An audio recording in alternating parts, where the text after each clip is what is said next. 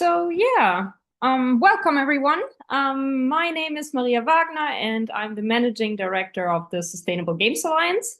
And we are also the host of this meetup. This meetup will be an interactive panel communicating with players. It's about, impactful and transparent communication for the games industry, so like across games and social media. And I'm really, really happy that today this panel is basically joined by Simona and Galina from Wooga and by Celia. Celia is also actually the one who, founded the Sustainable Communications meetups. So we already have a bunch of meetups on the topic, but there will be coming more. And basically, with no further ado, I would love to start the interactive panel. Feel free, like everyone, if you have a question, drop it in the chat or just raise your hand. And as soon as it fits, we'll allow the question. Aside from that, I will try to host it a little bit. Let me stop sharing my screen. I would like to start with the questions to Galina, because this is how basically this meetup came to be, is when we start talking about green campaigns. And then Galina had a bunch of good ideas and a lot of experience. And I was like, hey, it would be great if you could share it with, our network, because there are so many times like open questions. Which we try to fill in during this meetup. So Galina, can you maybe explain what is your position at Wooga and how was your first green initiative and what did you learn? So hello everyone, I'm Galina. I'm a lead product marketing manager at Wooga. So I've been at Wooga for 9 years. It's quite a while. And I managed to work on different projects, different games. Also, actually, like understand what also product marketing is, which is understanding the variety of disciplines and working with the different departments in order to build exciting player engagement campaigns. I think that's actually what also helped to me to start working on green activities. We have a very, very, very long history, so it's like years. We started as mainly as community management campaign and social media. And when we started, the main thing was actually to understand how players are perceiving green campaigns and environmental campaigns. So we didn't look at the impact on game KPIs back then. For example, we really wanted to deliver special content for our players and have impact on the environment back in the days. And then we also had like amazing people working with us back in the days, such as, for example, Lisa Pak, who was like a huge ambassador for green initiatives. This is how we start participating in Green Game Jam and also how we start collaborating in a variety of green partners back in the days. And also, this is, I think, when the idea started to better integrate the green initiatives in the game itself. We already was working on June's Journey, and also how to actually deliver impact through game experience. I think we started with that.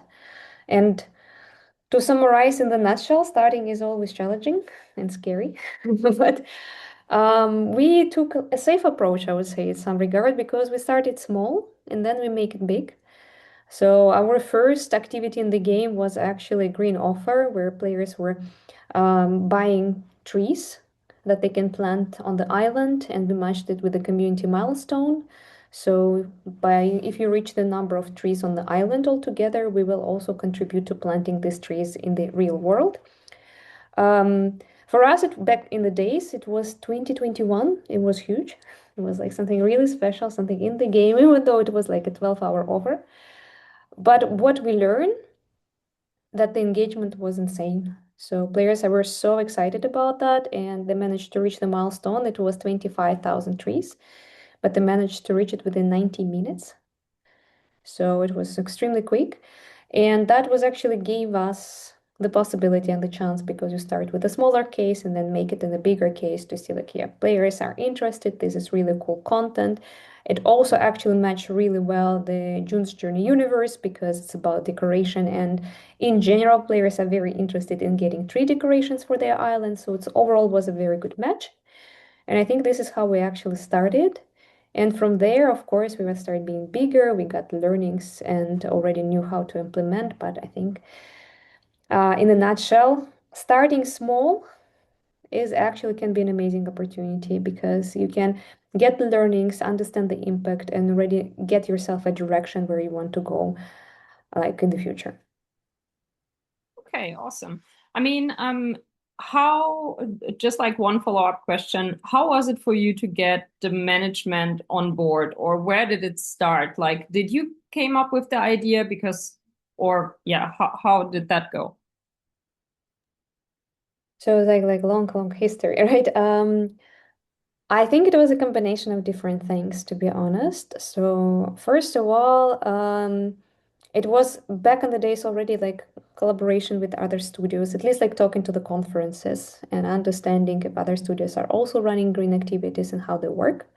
Mhm. So in order to actually have something to present to management and say, it's a really great opportunity. We know other studios that are working on those. They're like successful case studies. And it was the starting point. And another thing is, it wasn't my idea. It was actually exactly was pushed by Lisa Pack a lot. But she actually managed to do a mini jump for June's journey itself. Hmm. Hmm. So it's actually really cool because it was presented as let's brainstorm something together. Yeah. Let's actually like create small teams, and each team will come out with some interesting and as well as impactful or like addition in the game. And we voted for which one would be the best one. And I think this is also how we managed to come out, like especially to bring people together and make them think how we can do something in the game that is impactful both on business KPIs and environment and also doesn't require a lot of resources. So I think that was how we started back in the days. And it's also actually a really cool thing that you can also do instead of just pushing, oh yes, let's do a big campaign. You can also say how we can actually brainstorm something really cool for our players, also impactful for the environment, but in a way that you bring designers, product managers, artists, developers, and trying to find the middle ground that will work, because that's exactly what worked for us. Okay. Maybe now, like Celia, could you quickly introduce yourself and what you do, and how did your first green campaign start? Sure. Hi everyone. My name is Celia. I'm the head of player experience at SYBO. I've been at SYBO for 7 years, so a lot of what I'm about to say is very similar to Galina's journey. Been at the studio for a long time. The studio has also been part of various alliances, a founding member of Playing for the Planet back in the day.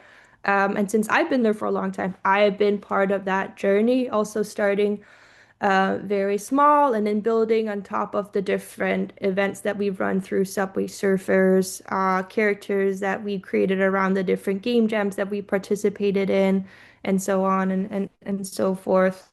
And so what that helped kind of started, because I wanted to just add to the question about management, and that's been part of why we're able to do what we do today in terms of impact and also the game activations that we've done throughout the years. And that's because our CEO Matthias was part of pushing that agenda internally, but also we had some founders, SYBO, so Sylvester in particular, that half, that was also part of his core values. So it's something he was keen to see happen in game in one way or another. And then it was up to the teams to make that happen.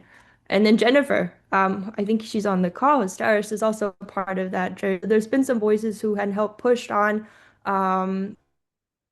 push the, and then I think I'm in a unique position. Back in the day, I was community as well, and I've seen that community managers also help kind of make these types of activities come into play and kind of get a sense of our communities, our audiences and followers on social media into this? What about in-game? What are we seeing? What should we bring forth to the product team? Having those conversations and also letting them know where and how in-game would we be able to make the most impact and then how to talk about that. And I think that's also very much about what we're here to talk about today, because there's a lot of like different challenges in that unifying the two and not just when it comes to sustainability, but also across the board, at least for Subway surfers. Um, because I'd like to share more about like in terms of challenges. I don't know if we're ready to dive into that at this point, but Mhm. we've learned a lot from them at least at SYBO. Yeah, I mean, so actually, I think it would be nice, Celia, if you could, for like the participants, say, if I am an indie game developer with a smaller team, what do you think would be a great step, like to start like a Hmm. great campaign in terms of managing the team? Hmm.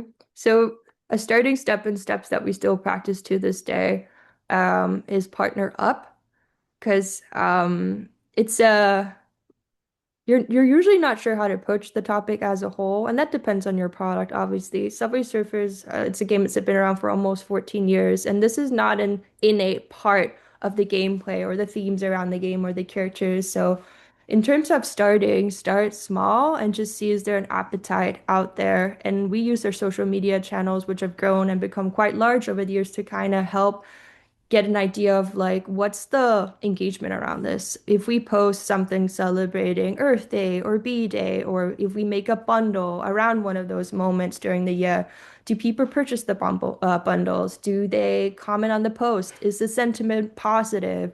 And I think even if there's a small indicator and it's positive, that's something you can run with and then build on through polls and so on and so forth. But to be honest, the first World Tour update that we did, that one was in Bali, and that was just a bit of nudging. There's some elements in the environment, green energy related, like windmills and solar panels. And that was about it, I think, besides some tokens shaped like water bottles. Because that was kind of also the extent of what we were able to do at the time. But that's Mhm. like a very simple start. The good thing about our game is that we go to a whole entire destination every single like 3 weeks. So adding new elements isn't necessarily something that's going to create a lot of friction in terms of the experience.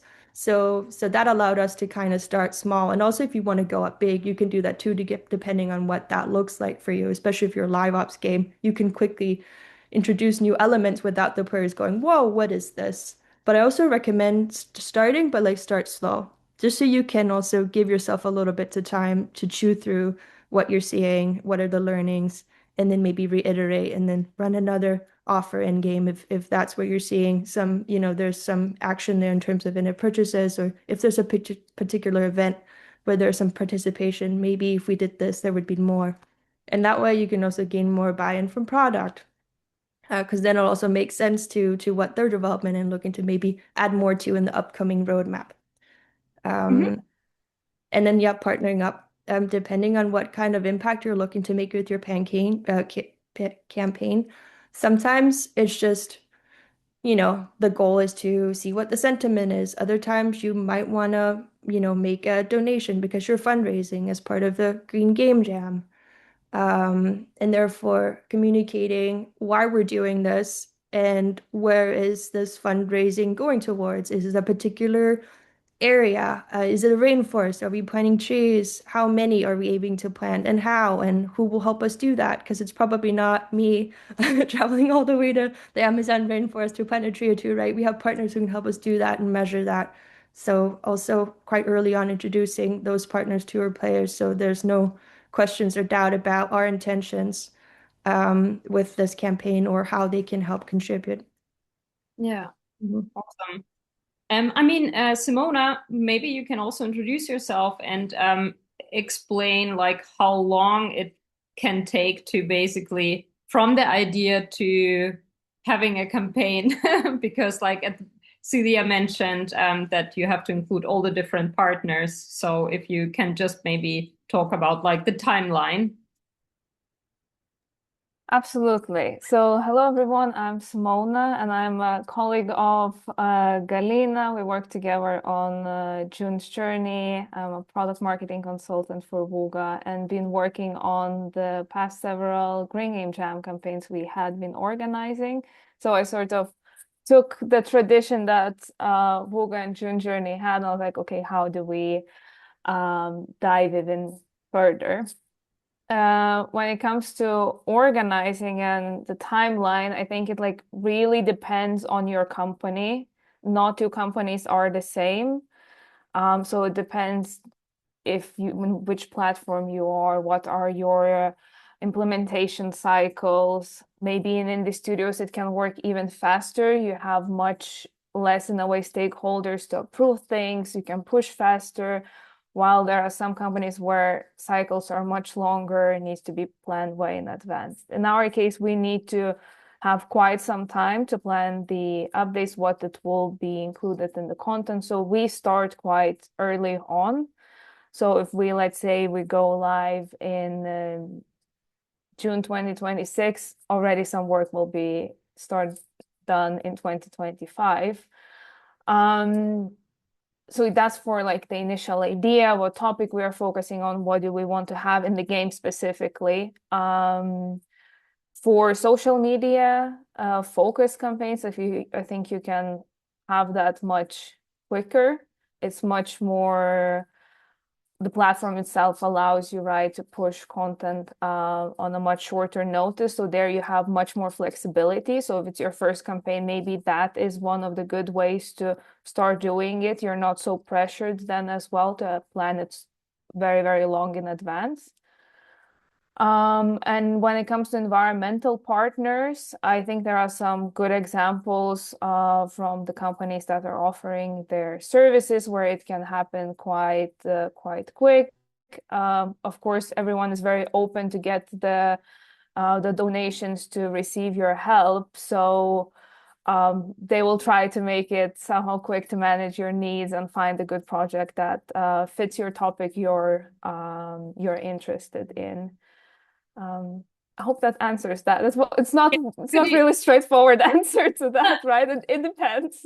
Yeah. Can you maybe just make like if you would have to make a list of the stakeholders which need to approve, just that people have it in their head, like what were the purpose, the stakeholders you had to talk to before going live? So in our case, so definitely monetization managers, live ops managers, since we need to also take a look into what are the business impact there. The art team that focuses on making sure that the narrative and holistic approach is in the game. So these parties, I think, are really important to just get the first also feeling, can we go fully ahead with it? Does it look strong? And then multiple stakeholders from there starting to get involved. What is doable to do or change in terms of the tech? What can we do there? Artists, community managers, of course, their voice is absolutely important. Well, marketing from our side department, of course. And then any other supporting departments, depending on the scale of your campaign as well. Maybe you're including influencer angle. So it really depends on the scope that you're defining, but absolutely the people that have the decision power, you can bring also ideas from their perspective, from monetization, art, narrative, and marketing. Yeah, makes sense. Okay, then I mean, I would love as a next topic, basically, let's say we have our team excited about the green initiative. What would be like, what do you have to be careful about to basically keep the balance between transparency and an impactful act and keeping your players engaged? So maybe we start with keeping your players engaged and making sure that the campaign you're launching fits the players. So maybe Galina, how do you make sure that the topic and like the initiative you plan fits with your players and resonates with them? So for us, for June's Journey, I would say it probably would be easier than for other products because we already predefined to have the community and to have the game that would actually provide possibilities for green activations. Because also about in the game DNA, a lot about values, protecting the world, being inclusive, and of course, it's also the players that we're attracting to play these games, they have similar values. In addition to that, the game is rich on the story, it's rich on the decoration elements, it's also has possibilities to travel to various locations. So for us, in order to integrate the green initiative, we have a lot of different possibilities. So, but in a nutshell, if we're talking about introducing something in the game, right, you need to understand your product and your audience and start from there and understanding what actually will fit. Because I think the more challenging it's become if it's more separated from the game. If it doesn't fit the environment, doesn't fit the story, doesn't fit the game universe, or requires completely different mechanics, it's just becoming more challenging. And maybe I really like what Celia mentioned, right? Starting with social media channels actually is a really good opportunity because here you will be working already with an engaged community and you can actually try to test the ground. Plus, it gives you possibilities to support organizations that are not super connected to the game mechanics. Like for us, when we started, we even had for one of our games that have this cute cat universe. We didn't introduce the feature in the game, but we supported the cat shelter on social media. And that was also a really great campaign, and players were grateful, and overall it created a lot of emotions and also gives like a possibilities to develop something further. But again, another thing I would also want to mention is know your product and know your audience, because you really need to understand, and this is actually easier because you can ask players what they're interested in, what they would like to support, and also already start creating the dialogue. Also learn a lot from them because there will be players who are already supporting the environment or at least doing small actions towards the environment. And this is where you can start because you also start understanding what they would be more engaged with. And also there might be certain limitations within your audience that you would like to avoid. Like very good example, June's Journey, we are more skewed towards more senior audience. So we can't ask them to do crazy active actions. It will be just more challenging for them. So we already need to think what we can actually do together and make together that fits for everyone. So that would be the nutshell. Know your product, know your audience, understand both opportunities and limitations, and also think about the channels where you can start the dialogue like social media. Awesome. Celia, maybe you can give us like more examples on how to do such a community research, basically, right? Like, because like you need to have like a good feel for your community, what they like, what they maybe are not interested in. Yeah, I think the way we've been able to do that over the years is with separate social media posts, but also just by participating in the Green Game Jam every single year. We don't have too many polls or surveys going out between those types of activities throughout the year that specifically ask players about their sentiment or thoughts around sustainability or anything related to it. We have run some, but that's again together with partners like Planet Play. There's a Play to Act survey. They partnered up with various games for a couple of years. I think it's been running since 23 until 26. We participated at least 2 times, and that's helped gain a little bit more knowledge around our community, and the sentiment is positive, but it is also a super casual audience, like the Subway Surfers players. It's very global. We become like very aware of where our superpower is, and that is first and foremost awareness. So we have a lot of people playing, also watching our content, but depending on the content, not as many will necessarily make a purchase or participate in the event or comment on the post. So it's about finding that group And that group of people often are part of also our longtime players, which we also have a bigger group, but it's much smaller than the general games audience. And they have been very supportive of this. And I think every time we've been able to include them in some sort of way, for our world tour, it was back in 2000. No. We did a super like a competition to celebrate our 10th anniversary. And the winner, he was made into a character in game. His name was Fernando. And because he's from Brazil and we were traveling to Rio, we did an outfit for this character, like scout outfit. And then he was able to also join our social media camera. He helped put together, we created a little script together, was able to speak to the campaign and why this campaign matters to him.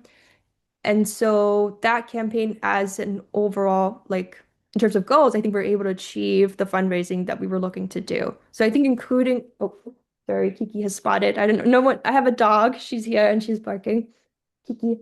So I think getting the community involved and just hearing them out, and that being, if you have Discord, that's where you're going to find them. If you've been a community manager, if you're just lurking and reading through the comments year over year, you'll see the same faces pop up, and feel free to reach out to those and get to know those. That's how we I think go about that in terms of gathering community sentiment and thoughts around the topic. And then there's some more superficial metrics like likes and overall engagement on posts, but just given the sort of like viral content that we all also have, these types of content just doesn't perform as much as maybe some split screen sludge type things that we do, and that's okay.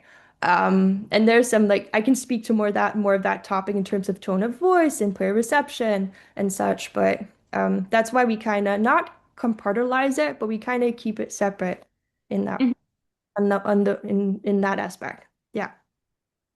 Cool. I mean, actually, like, yeah, you touched upon a topic which I wanted to jump to next. Basically, the language. Like, how do you make sure the language of the campaign fits, fits the audience? And maybe Celia and then Simona.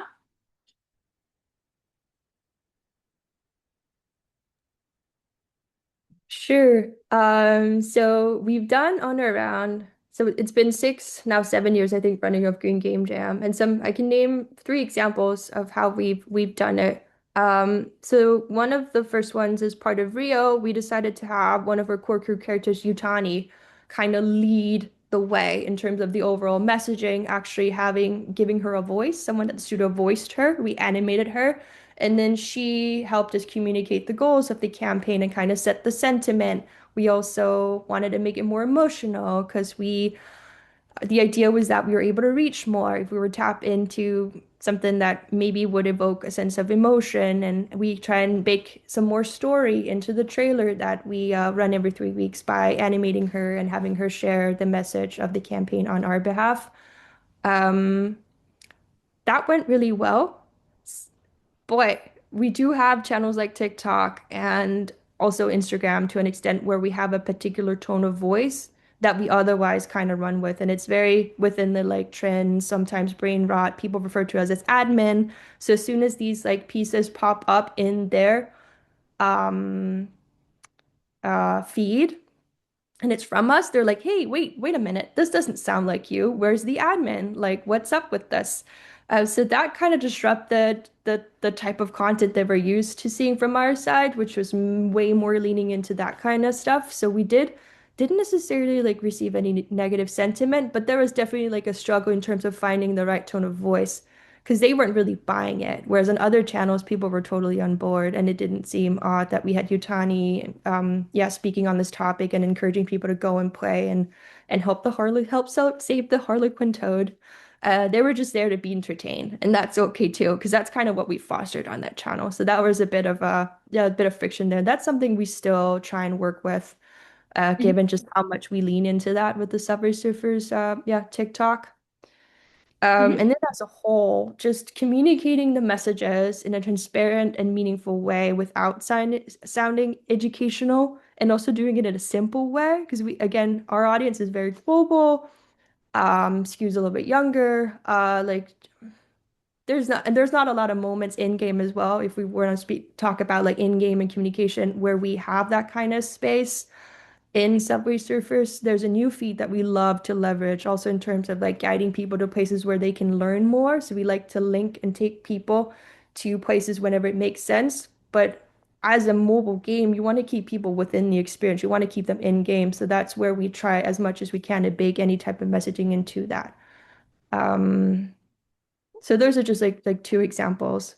Overall, it's for us, Galina said it's a little bit easier if you already have a game that kind of lends itself to that kind of language or topics and such. And for us, it's a little bit trickier, but I think as we practice and practice and practice, and I think that's key to all of this as well. We've been able to strike a right balance given how many events and things we're also able to present to all kinds of players all at once. So if this is something you care about, you will find that update or that character or that event in Subway Surfers during the Green Game Jam, but sometimes it won't be the whole entire update.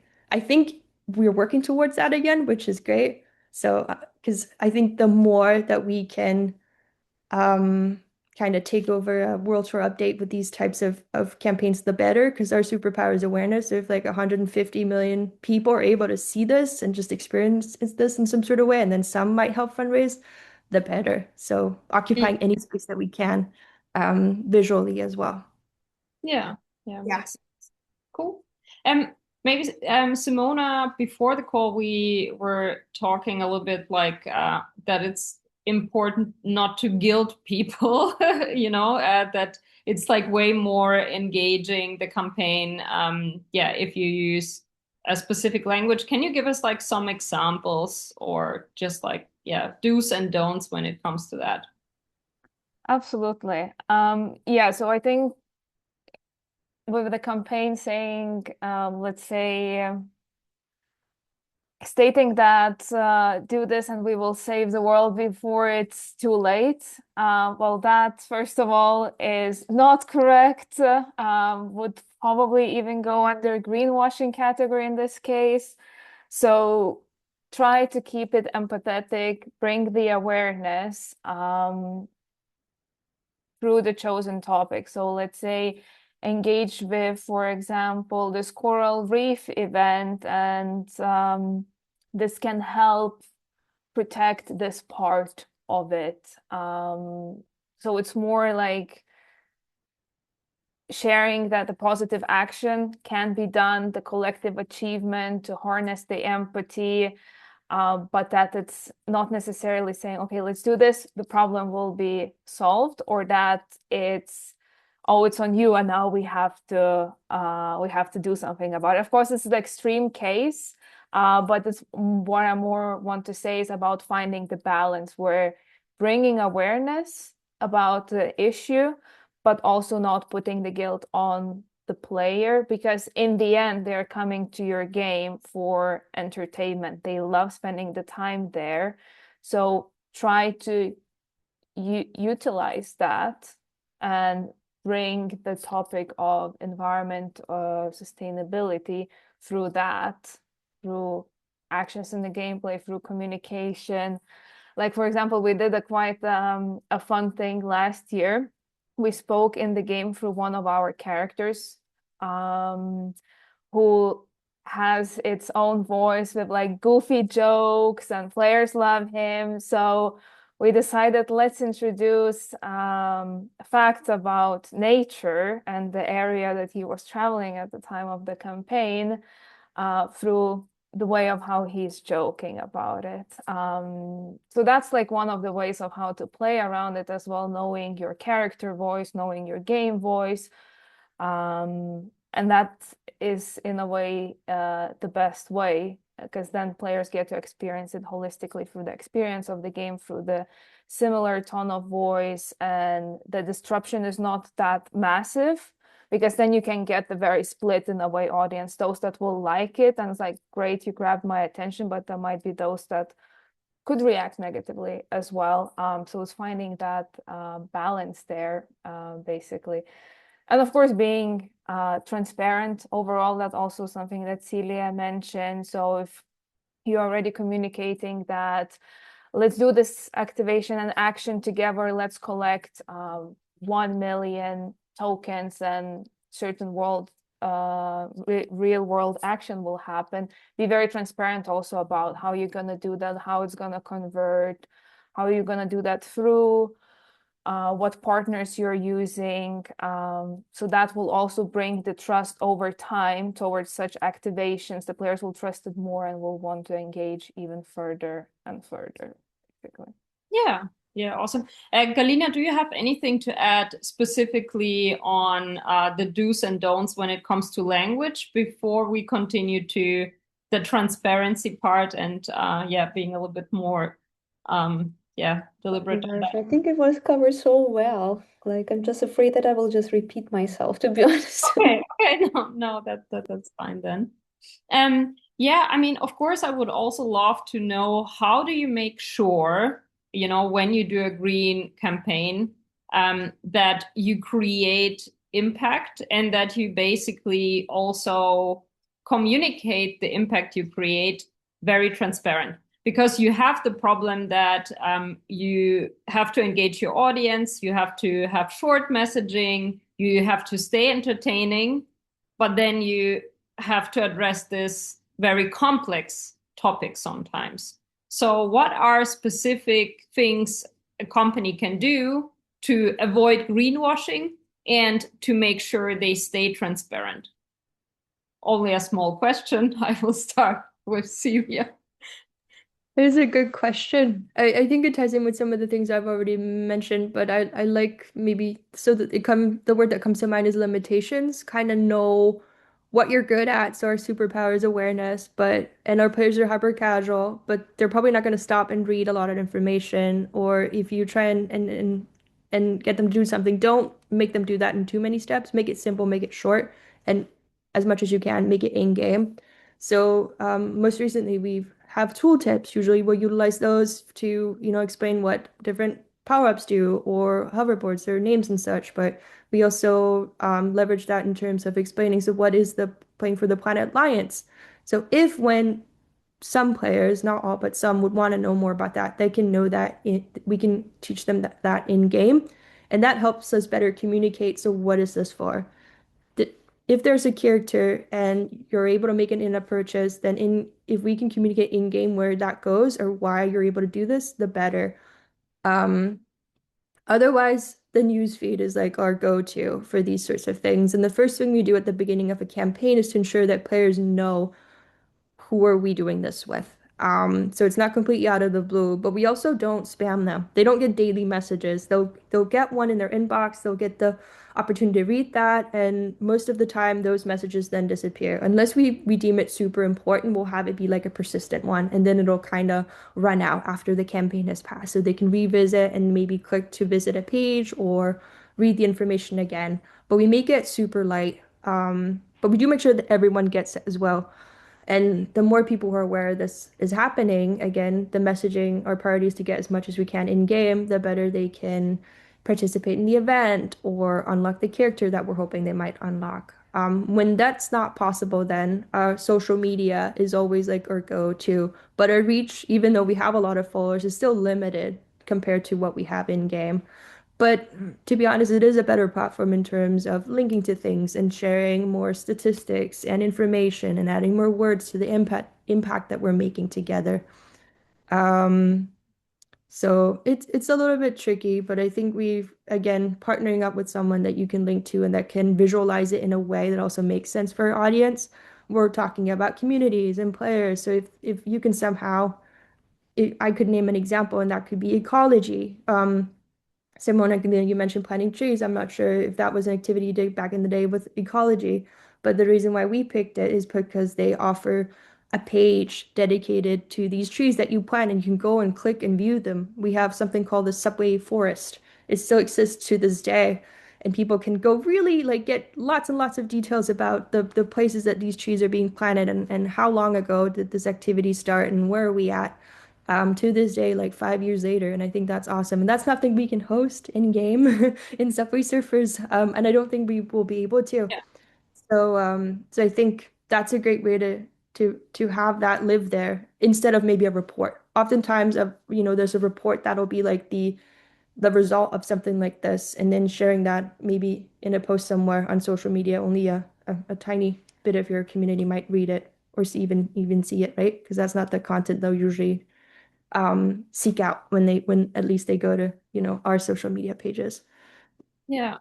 Mm. Yeah, so I mean, I think just like to maybe summarize a little bit, it's important to provide the specific information of the partner you're working with and the impact, like in numbers, right? What you have achieved with your community. And as you said, like it's not every time possible to pack it into the game, but you can provide this on social media or in the news channel. Yeah.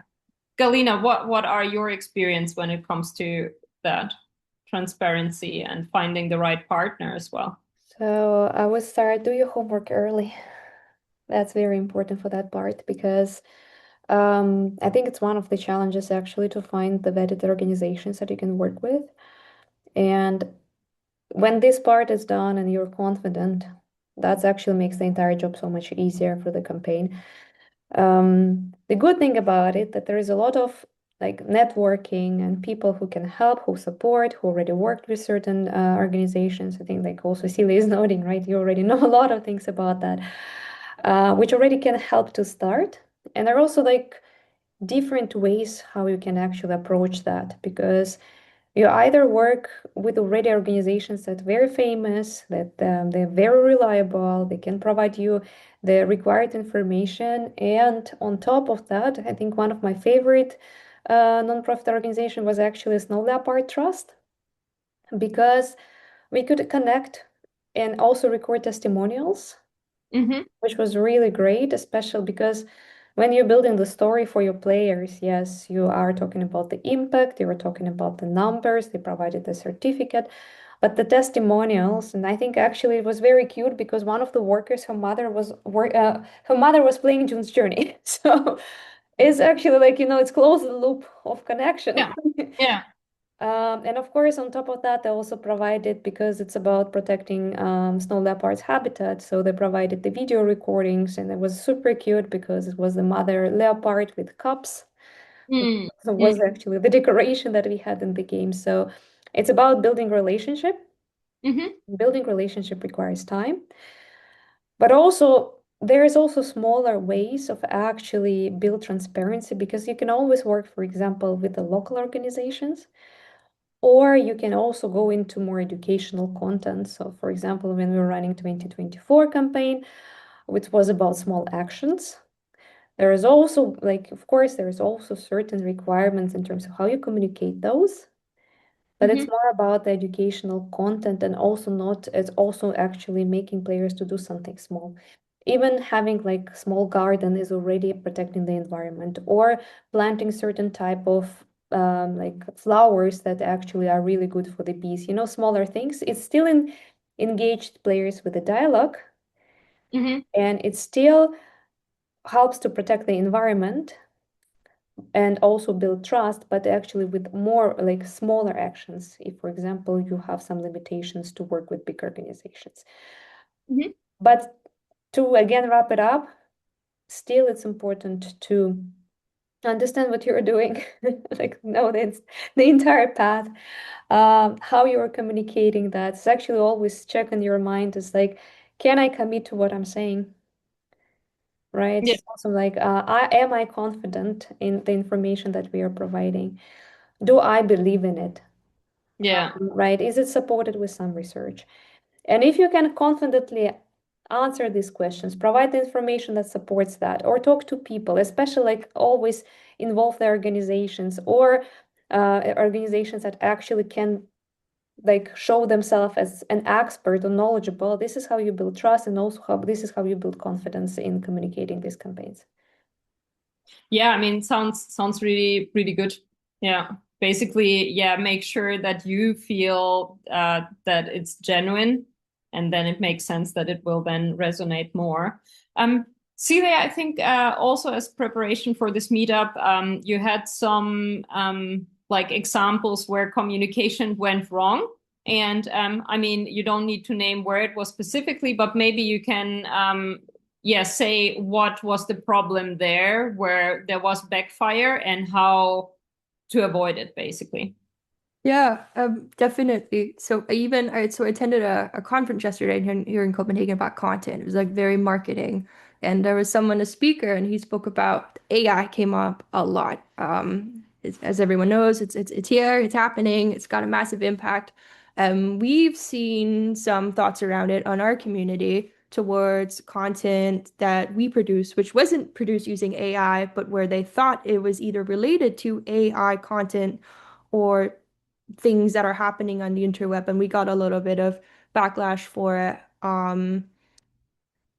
Anything that players perceive as AI made, at least within our community, I think also general internet, at least for a lot of people, online peeps, it's not positive. And I think when it comes to if when people use it to produce content around campaigns that involve sustainability or messaging around or anything, that makes people lash out even more.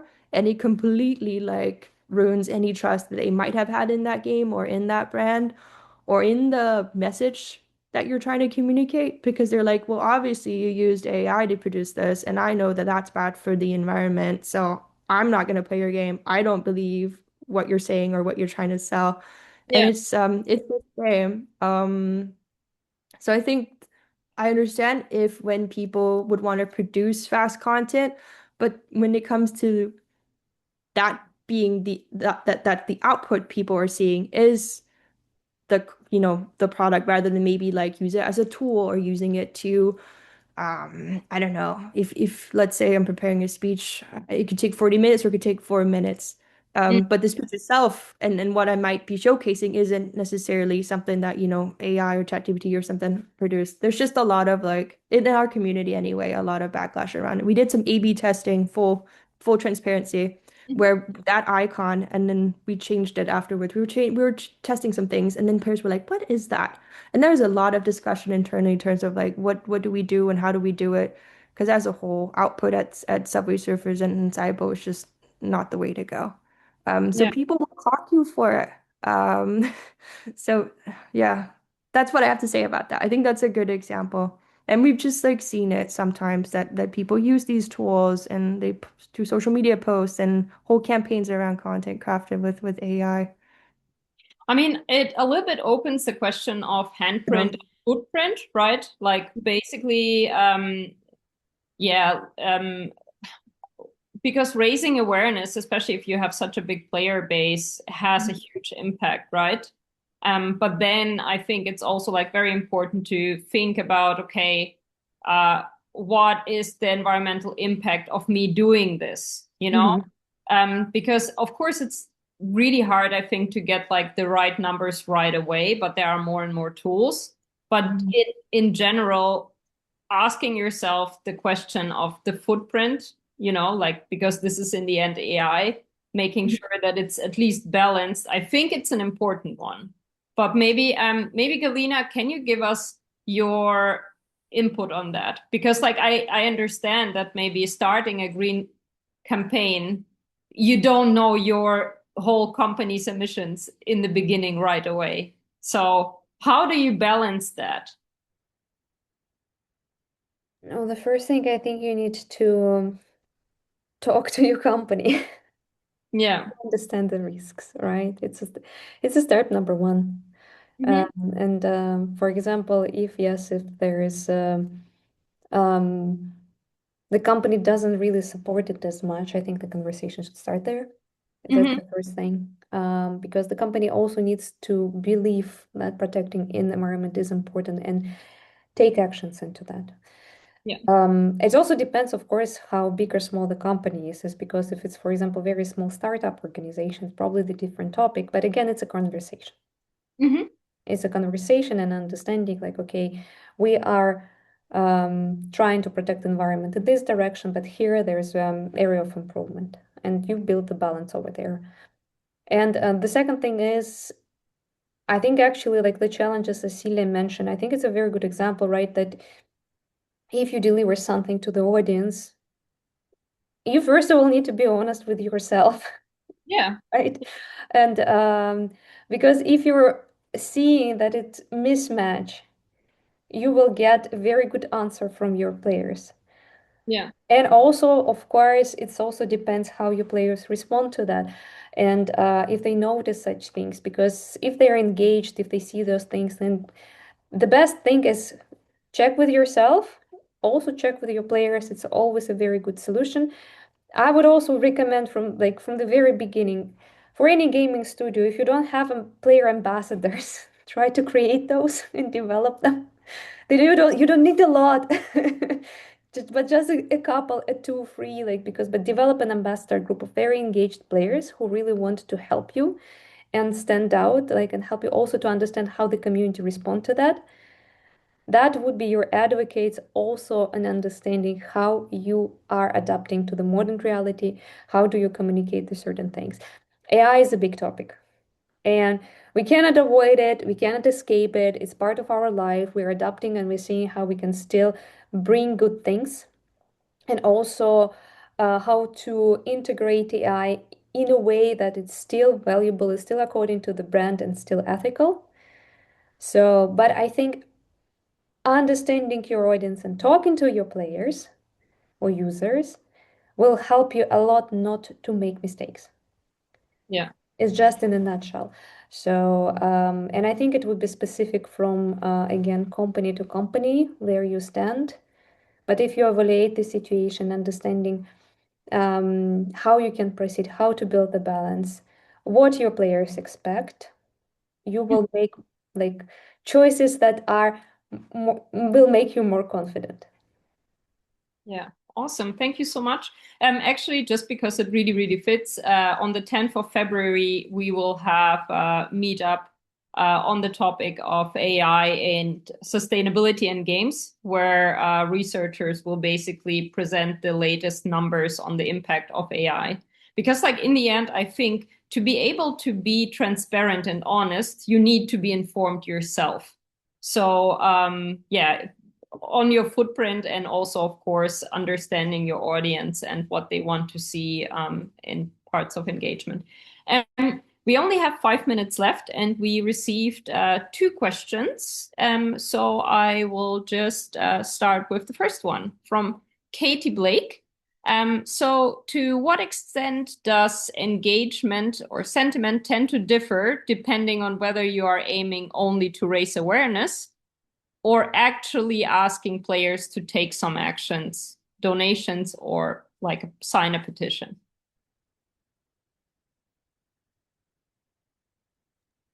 I think I can answer.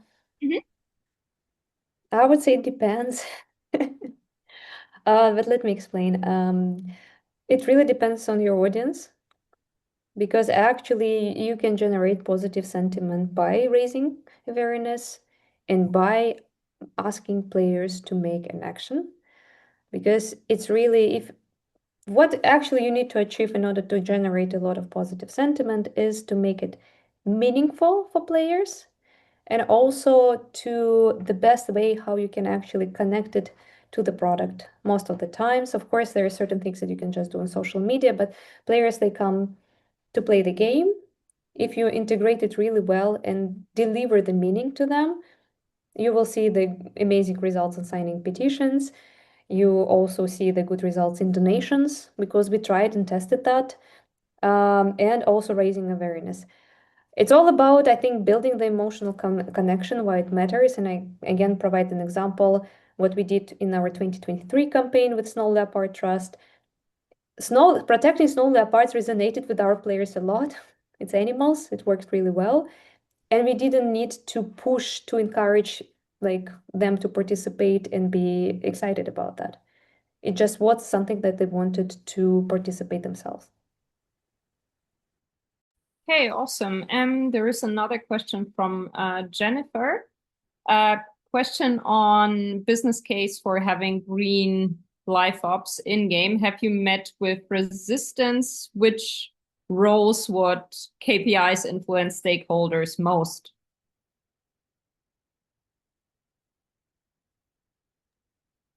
I can speak to that. Resistance? I wouldn't say so. It's more in terms of what you decide to invest on a given campaign. And if you get the whole entire studio on board and you might not get as many in-app purchases as you would expect or as much as engagement compared to how many changes you made to the environment, how much content you created, there might be a little like part of the studio might pull back a little bit and say, well, then maybe we should invest like the whole entire team in this. Maybe we should simply do an in-app offer or do one event instead of three or four. So maybe that like is a bit of a resistance, but at the same time there's a lot of support when Apple provides you with the featuring. Then all of a sudden then it's like that's a definite rerun. Like we are doing this already. So an example last year, I'm just mindful of time if I'm speaking a little bit fast.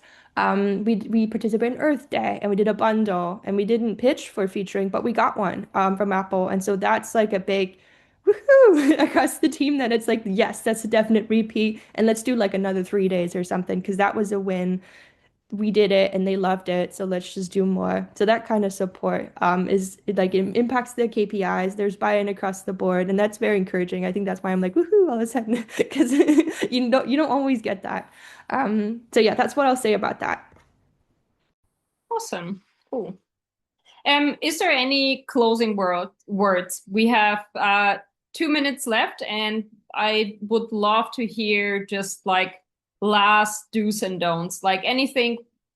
So you're doing your campaign the first time. What would you say to the community managers doing it? Simona, you start.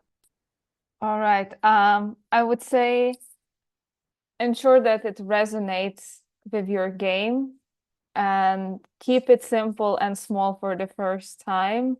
And yeah, and in a way, have fun with it. Make sure you and your team also enjoys it and feels it's impactful. Awesome. Then maybe Galina or Celia. Celia, go. I can add to that. I think we've said meaningful a lot, but what we're also saying is relevant. And also, if it's relevant not only to you, if it resonates with the people at the studio, but your players, it's gonna make it authentic. It's gonna be fun. And hopefully that'll translate as with any other content and things you have going on in the game to lots of engagement in game or on your social media channels. And we've mentioned 3 weeks, 3 words a lot, and it's conscious and community and confidence. So maybe there's some milestones within your campaign where you should kind of just check in with yourself and with the team. How do we feel about these 3 things? And I don't know, that just came up for me, so I jotted it down and I'm gonna think about it. Yeah. Awesome. Galina, you I just want to wrap it up that actually you are stepping in on very exciting territory with the green activations because you are also joining the community of various professionals who can help. You're not alone. There is a lot of knowledge. There is a lot of exciting examples. There's already a lot of business cases saying that it's impactful if you need to persuade your management. You can participate in the research studies or read the research studies, like really like detailed about player perception towards green activations. There is a lot of inspiration, but most important, it's a unique community where different studios are actually working together to make an impact, where you can also participate and inspire your players to participate. So I will just say you are not alone here. And that's really cool. That's super exciting. And it's also very motivational, inspirational to join. Awesome. Yeah, thank you so much. I mean, on that note, I also want to say this kind of meetups will happen at least quarterly. So if you want to get more engaged, please reach out to me or Celia. And of course, if you want to also have more information on all the other topics around sustainability and emissions and how to bring them down, visit our website, become a member of the SGA. And yeah, thank you so much for joining. And again, thank you so much, Simona, Galina, and Celia for sharing your best practices and knowledge. We will try to create kind of a guideline for the future and give you all these tips we shared here in a written and more concise form. So yeah, let us know if you want to participate. And yeah, thank you so much, everyone. Thank you, everyone. Thank you very Thank much. you.